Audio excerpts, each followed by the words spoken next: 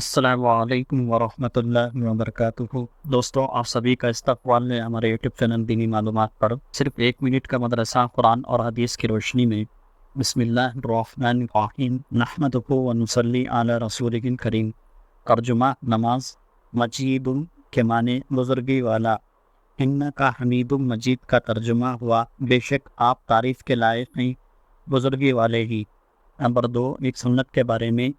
کل یہ سنتیں بیان ہوئی، بعض جگہ بیت الخلاء نہیں ہوتا، اس وقت ایسی آڑ کی جگہ پیشاب خانہ سے فارغ ہونا چاہیے جہاں کسی دوسرے آدمی کی نگاہ نہ پڑے۔ نمبر 2، پیشاب کرنے کے لیے نرم جگہ تلاش کرے تاکہ چھینٹیں نہ اڑے اور زمین جذب کرتی جائیں۔ اور آج کا سبق سنت نمبر 3، پیشاب کرنے کے بعد استنجا سکھانا ہو تو دیوار وغیرہ کی آڑ میں سکھانا چاہیے۔ نمبر 3، ایک کبیرہ گناہ کے بارے میں۔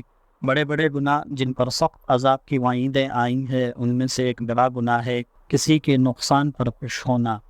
نمبر 4، گناہوں کے نقصانات۔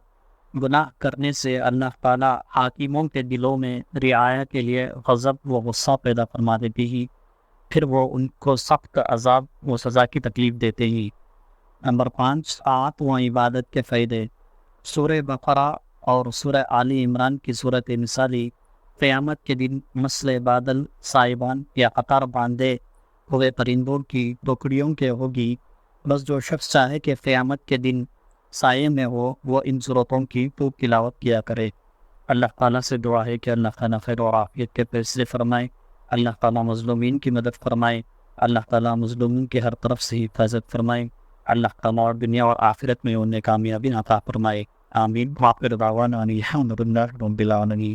دوستوں، آپ سے گزارش ہے کہ اگر آپ ہمارے چینل پر نئے ہیں تو ہمارے چینل کو ضرور سے سبسکرائب کریں اور اس کو شیئر بھی کریں تاکہ دین کی باتیں دوسروں تک بھی پہنچے۔ اللہ تعالیٰ آپ کو بھی اس کا ذریعہ بنائے۔ جزاک اللہ خیرا۔